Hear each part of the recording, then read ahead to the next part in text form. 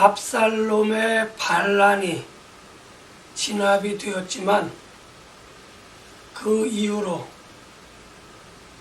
이스라엘 신앙 공동체는 태평성대를 누린 것이 아니라 크고 작은 또 많은 사건과 사고들이 있었는데, 그 크고 작은 많은 사건과 사고들은 사무엘하 16장에서부터 20장까지 기록되어져 있습니다.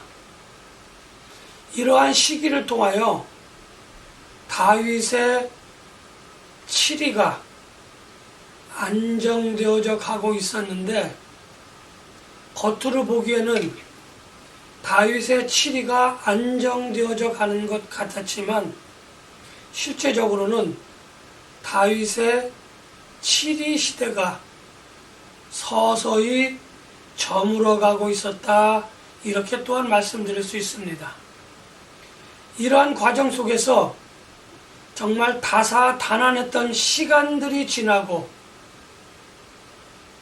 왕권이 안정되어져 가고 신앙 공동체가 안정되어져 가는 그러한 시점에서 언약의 백성들에게는 기근이라고 하는 자연재해가 닥쳐왔던 겁니다. 기근이라고 하는 자연재해를 대처하는 다윗의 모습을 오늘 우리가 살펴보고자 하는데, 첫 해 닥쳐온 기근이라고 하는 자연재해를 아마도 다윗은 그냥 기상이변이겠지, 자연재해겠지라며 넘겼던 것 같습니다. 그렇게 첫 해를 넘기고 또 그렇게 두 해를 넘기고 세 번째 기근이 들게 되어지자 다윗은 뭔가 이상한 것을 느꼈던 겁니다.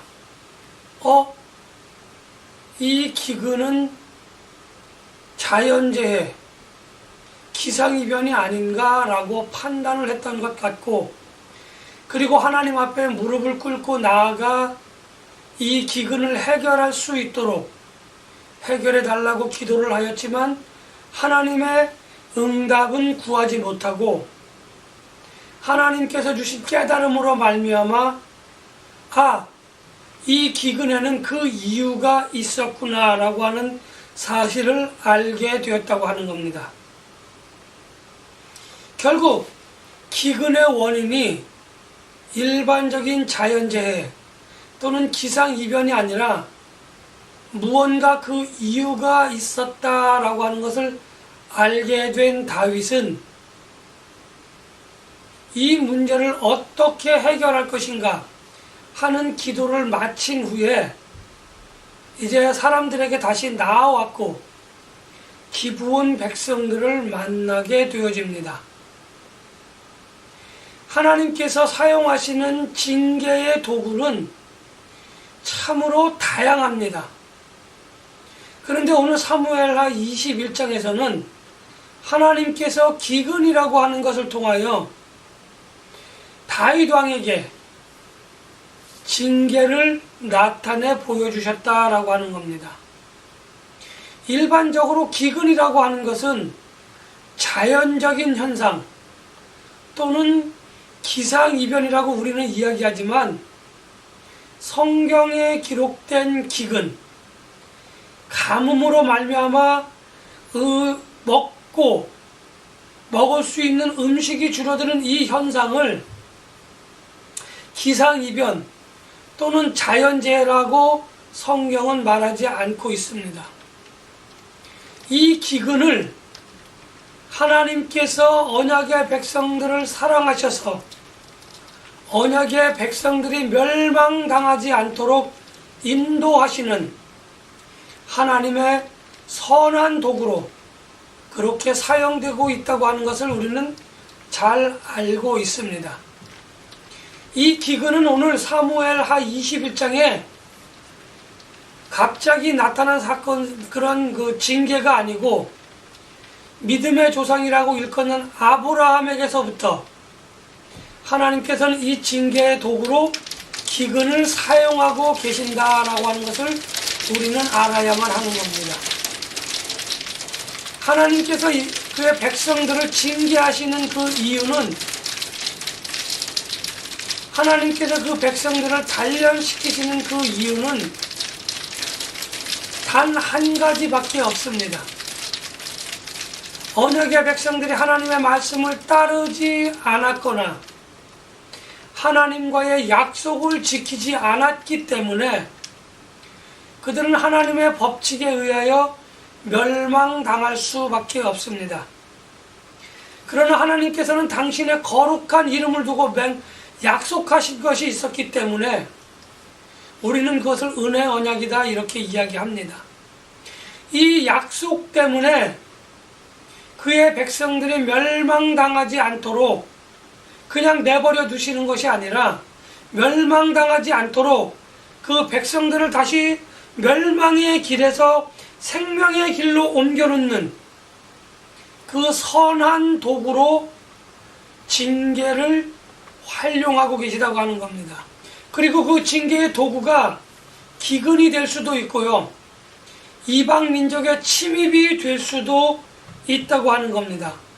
또 그런가 하면 자연의 법칙 또는 그 광야에서 불뱀과 같이 하나님의 피조물들을 통하여 징계를 하시고 그의 백성들이 멸망에서 생명으로 옮겨지기를 원하고 계시다고 하는 것을 우리는 분명하게 깨닫고 있어야 합니다.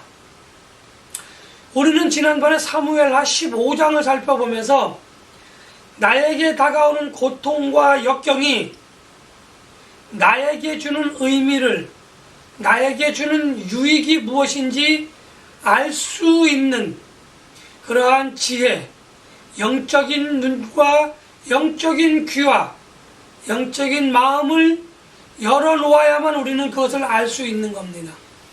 내 고집과 아집, 내 지식과 지혜로는, 이성으로는 우리는 그 고난과 고통이, 역경이 내게 주는 그 이유를, 그것이 주는 유익을 깨달을 수 없다고 하는 것을 말씀드리는 겁니다.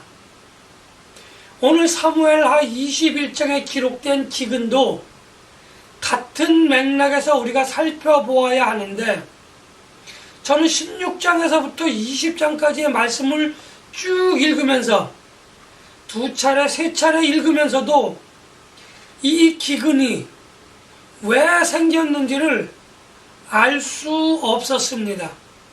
그냥 아까 말씀드린 것처럼 16장에서부터 20장까지는 크고 작은 또 많은 사건과 사고들이 쭉 기록되어져 있었지, 거기서 다윗이 뭔가 잘못했다, 언약의 백성들이 뭔가 잘못했다라고 하는 것을 찾아볼 수가 없었습니다.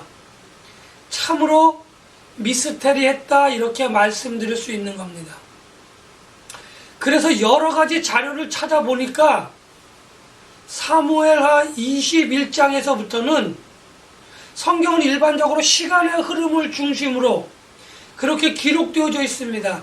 이것을 우리가 연대기적이다 이렇게 이야기를 하는데, 이 사무엘하 21장에서부터는 이것이 시간적 흐름이 아니라 오늘 사무엘하 21장의 이 기근에 관한 사건은 16장에서부터 20장까지의 사건이 끝난 다음에 벌어진 것이 아니라 그 이전에 벌어진 사건이 시간을 건너와서, 시간을 건너뛰어서 21장에 기록되어졌다라고 하는 그 자료를 찾아볼 수 있었다는 겁니다.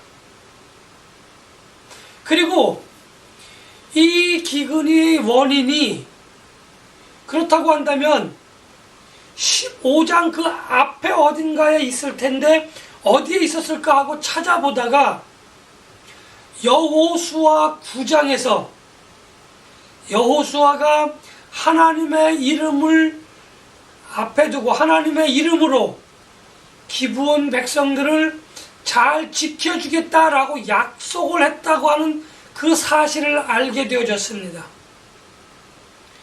여호수아가 그렇게 하나님의 거룩한 이름으로 기브온 백성들을 내가 잘 지켜주겠습니다 라고 하나님 앞에서 기브온 백성들과 여호수아가 그렇게 약속을 했었는데,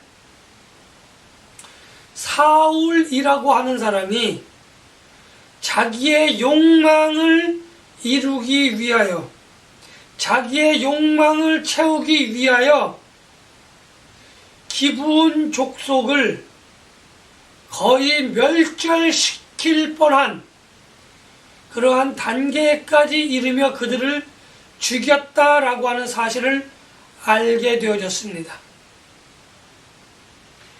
그래서 기브온 족속들은 원통하고 애통함, 다시 말하면 너희들의 조상 여호수아가 우리를 잘 지켜주겠다고 하나님의 이름으로 맹세를 했는데 어찌하여 그들의 후손인 너희가 우리를 이렇게 죽일 수 있느냐 라며 약속이 깨진 것에 대해서 원한을 품고 있었다고 하는 겁니다. 좀 더 쉽게 말씀드릴게요. 기브온 백성의 그 원한은 기브온 백성들과 언약의 백성들 간의 갈등의 요인이 되어져서, 서로 간의 불신의 요인이 되어져서 땅에서 그들의 관계가 더 이상 진전되지 못하고 매여 있었다고 하는 겁니다. 그러니까 땅에서 매인 것 때문에 하늘에서 매인 것이라고 하는 것을 다윗은 하나님의 깨우쳐 주심으로 인하여 알게 되었다고 하는 거죠. 그래서 사울 왕의 잘못으로 인해서 오늘 우리에게 기근이 임하였다라고 하는 것을 다윗은 알게 되어진 겁니다. 그런데 하나님께서 다윗 왕이 첫 번째 기근, 두 번째 기근 때까지 하나님은 다윗 왕이 그것을 알 수 있도록 기다려 주셨는데, 하나님 앞에 나와 그것을 간구할 수 있도록, 이 일의 원인이 무엇인가 알 수 있도록 간구하기를 기다리셨는데, 다윗은 첫째 해, 둘째 해, 비로소 셋째 해가 될 때에 하나님 앞에 나아왔다고 하는 겁니다. 사울이 잘못을 했음에 사울에게 하나님께서 징계를 하고 분노하시고 그렇게 하나님께서 심판하셔야 하는데, 사울이 아니라 사울의 잘못 때문에 다윗 왕 시대에 왕권이 위태로워지는 그러한 사건이 발생했다고 하는 겁니다. 다윗은 이제 이러한 앞뒤 정황을 다 알게 되어졌고 기브온 백성들을 만나 이야기합니다. 내가 어떻게 너희들의 원한을 풀어줄까? 이렇게 묻습니다. 그러자 기브온 백성들은 사울의 후손들이 살아있으니 그 후손들 중에 7명을 우리에게 넘겨라. 그러면 우리가 그들을 하나님 앞에서 목을 매 죽도록 하여 우리의 원한을 풀 것이다. 이렇게 이야기를 합니다. 그리고 다윗 왕은 내가 그렇게 하겠다라고 약속을 하고 이제 사울의 후손들 가운데에 7명을 선택하여 기브온 백성들에게 넘겨줍니다. 그 과정 속에서 다윗의 절친인 요나단의 아들 무비보셋도 그렇게 해야만 했는데, 다윗은 요나단과의 약속 때문에 무비보셋의 생명을 살려주면서 다른 사울의 후손을 그들에게 무비보셋의 대신으로 넘겨주어 무비보셋의 생명은 보존하고 사울의 후손 7명이 하나님의 전 앞에서 목을 매 죽임을 당하게 되어집니다. 그들이 목이 매 죽임을 당하는 그 시간이 되어지자 비로소 하늘에서 비가 내리게 되어지는데, 이 비는 낮에는 사울 후손들의 시신을 새가 파먹고 뜯어먹을까봐 하나님께서 새들의 움직임을 방지하기 위하여 비를 내려주셨고, 또 밤에는 동물들이 그 후손들의 시체를 뜯어먹지 못하도록, 야생의 동물들이 돌아다니지 못하도록 비를 내려서 사울 후손들의 시신을 그래도 온전하게 보존해 주고자 하는 하나님의 섭리였던 겁니다. 자, 이제 비가 내렸다라고 하는 것은 하나님이 심판의 도구로 삼으셨다는 기근, 그 기근이 끝났다라고 하는 것을 의미하는 겁니다. 첫 번째 목적은 사울 후손들의 시신을 훼손하지 못하도록 동물들로부터 지키고자 하시는 하나님의 섭리였다고 한다면, 하나님의 은혜이자 하나님의 사랑이었다고 한다면, 비가 내렸다고 하는 것의 두 번째 목적은 하나님이 분노하심을 그치시고 하나님께서 은혜를 이제 허락하셨다라고 하는 겁니다. 3년이 되는 해에 비로소 기근이 끝나고 가뭄이 끝나고 백성들이 열심을 내 곡식을 가꿀 수 있는, 그래서 풍성한 음식을 취할 수 있도록 하나님께서 은혜를 허락하셨다고 하는 겁니다. 그런데 한 가지 여기서 중요한 것을 우리는 인식하고 있어야 하는데, 그것은 무엇이냐 하면은 기브온 백성들이 하나님 앞에서 사울 후손들의 목을 매달았다고 하는 겁니다. 하나님 앞에서 그 원한이 풀렸다고 하는 것을 하나님 앞에 보였다고 하는 겁니다. 기브온 백성의 그 원한의, 기브온 백성의 애통함이 하나님 앞에서 땅에서 묶임이 되었고 땅에서 매임이 되었다고 한다면, 사울의 후손들을 하나님 앞에서 목을 매달았다고 하는 것은 기브온 백성들의 원한이 이제 끝났다, 원한이 매였던 것이 풀렸다 라고 이야기를 할 수 있는 겁니다. 땅에 매였던 것이 풀어지고 땅에 묶였던 것이 풀어지자 하늘에 묶인 것이 풀어졌고 매였던 것이 풀어져 마침내 은혜의 단비가 하늘로부터 내렸다라고 말씀을 드리고자 하는 겁니다. 참으로 놀라운, 사람에게도 만족감을 주는 것이고 하나님의 섭리의 도구로서의 그 맺혔던 것이, 매였던 것이, 묶였던 것이 풀어주는 하나님의 놀라운 은혜가 이스라엘 백성들에게 내렸던 것 같이 오늘 저와 여러분들에게 땅에서 매인 것이 풀어질 수 있도록 서로 간에 언약의 공동체의 백성들 간에 묶인 것을 풀기 위한 노력을 해야만 하나님의 은혜가 오늘 저와 여러분들에게 내려줄 수 있다고 하는 사실을 오늘 우리는 이 사건을 통하여 분명하게 깨달았다는 겁니다. 징계가 끝나자, 언약의 백성들에게 내려진 징계가 끝나자 우리는 하나님께 은혜를 받았고 그 은혜를 비로소 감사할 수 있었다고 하는 겁니다. 기근이라고 하는 것은 지금으로 생각해보면 커다란 창고와 보존시설이 좋아서 많은 양의 음식을 보다 오랫동안 잘 간직할 수 있었지만, 그 당시 사회생활로 돌아가면 한 해의 음식을 보관하기도, 한 음식을 보관해서 그 춘궁기를 넘길 만한 그러한 정도까지밖에 되지 않았기 때문에, 거기에다가 이스라엘 백성들은 블레셋 사람들이 수시로 침범하여 그들이 추수하고자 할 때에 그 추수할 곡식들을 뺏어갔기 때문에 단 한 번의 기근은 엄청난 고통과 역경을 안겨주는 그러한 사건이었다고 하는 사실을 우리는 기억하고 있어야 합니다. 내게 감당할 수 없는 고난과 고통, 그리고 역경이 주어질 수 있을 때에 그것이 어디서부터 무엇 때문에 잘못되었는지 우리는 돌아볼 줄 아는 지혜가 있어야만 할 것입니다. 3년 동안의 기근은 이루 말할 수 없는 고난과 역경, 고통을 언약의 백성들에게 주었다고 하는 사실을 기억하고 있어야 합니다. 나 한 사람의 잘못 때문에 나뿐만 아니라 나의 후손들, 나뿐만 아니라 내가 속한 우리 신앙 공동체, 가정 공동체, 모든 어떤 믿음의 공동체 위에 고통이 주어질 수도 있습니다. 역경이 주어질 수도 있습니다.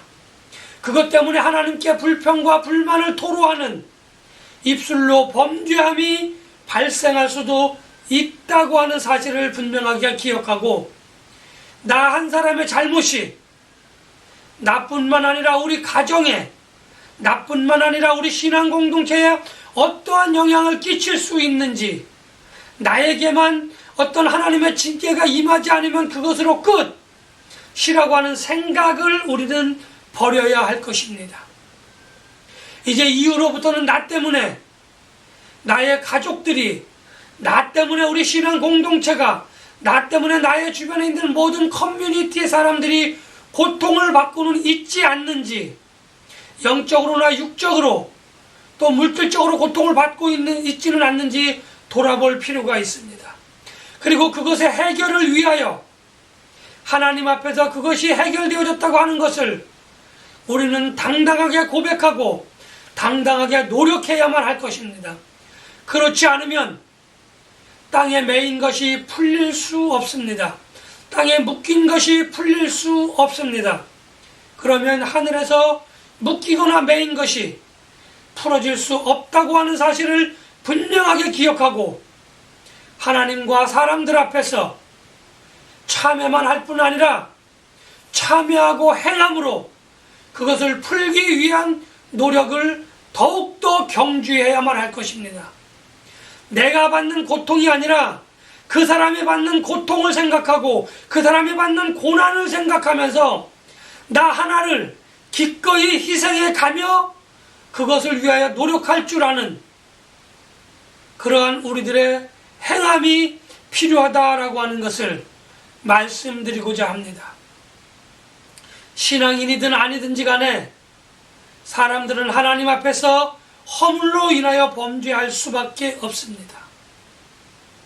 그러나 내가 그 허물로 인한 범죄를 하나님 앞에 참회하고 하나님의 용서를 받은 것으로 끝이 아닙니다.